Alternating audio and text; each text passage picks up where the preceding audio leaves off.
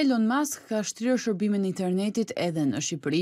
Në hartën e Starlink shihen qytetet shqiptare, duke dhënë informacionet më të detajuara se i takon paketave të ndryshme për shërbime të ndryshme në çdo vend ku ata operojnë. Ka qenë miliarderi amerikan i cili përmes një postimi në rrjetin social X ka bërë të ditur se Starlink tashmë është i dëshpënueshëm në vendin tonë. Shërbimi ofrohet përmes pajisjeve satelitore që përthithin më shpejt valët e internetit nga satelitet e kompanisë Starlink, të pozicionuar në orbitën e ulët të tokës në një lartësi deri në 500 km mbi sipërfaqe, në dallim nga satelitët tradicional të komunikimit që vendosen në një lartësi mbi 35.000 km. Qëllimi i Starlink është sigurimi i internetit në ato zona të thella, ku sigurimi i valëve has vështirësi.